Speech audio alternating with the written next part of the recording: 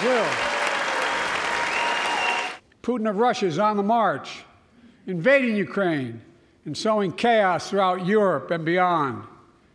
If anybody in this room thinks Putin will stop at Ukraine, I assure you he will not. Now my predecessor, a former Republican president, tells Putin, quote, "Do whatever the hell you want." That's a quote. A former president actually said that, bowing down to a Russian leader. I think it's outrageous, it's dangerous, and it's unacceptable. We've made NATO stronger than ever. We welcomed Finland to the alliance last year.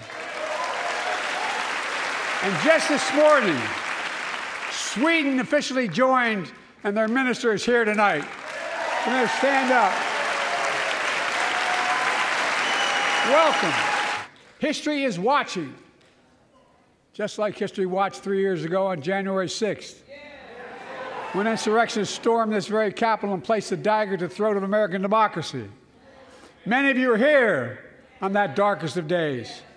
We all saw with our own eyes the insurrectionists were not patriots.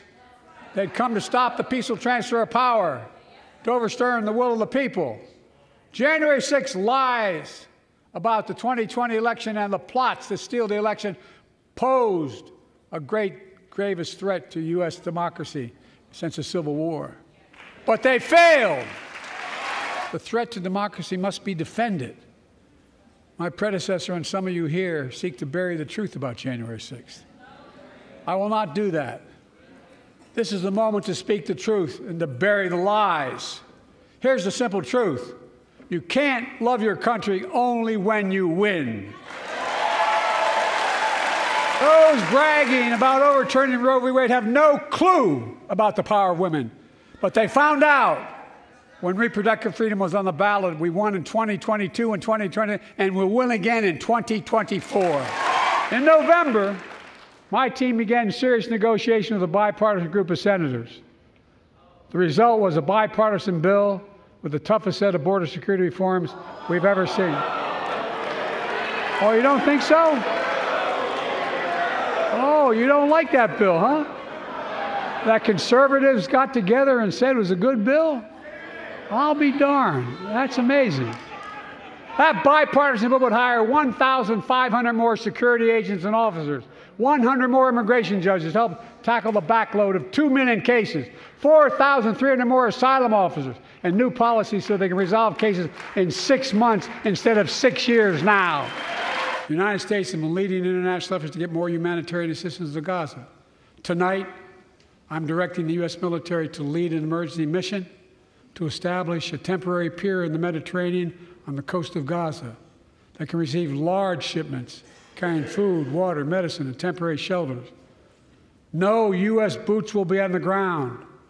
A temporary pier will enable a massive increase in the amount of humanitarian assistance getting into Gaza every day.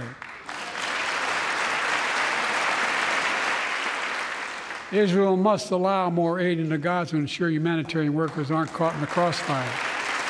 And they're announcing they're going to have a crossing in northern Gaza. For the leadership of Israel, I say this: humanitarian assistance cannot be a secondary consideration or a bargaining chip. Protecting and saving innocent lives has to be a priority.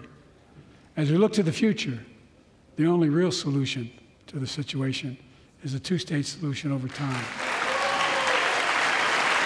I know it may not look like it, but I've been around a while. When you get to be my age, certain things become clearer than ever. I know the American story. Again and again, I've seen the contest between competing forces in the battle for the soul of our nation, between those who want to pull America back to the past and those who want to move America into the future. My lifetime has taught me to embrace freedom and democracy, a future based on core values that have defined America: honesty, decency, dignity, equality, to respect everyone, to give everyone a fair shot, to give hate no safe harbor. Now, other people my age see it differently. The American story of resentment, revenge, and retribution, that's not me. In my career, I've been told I was too young.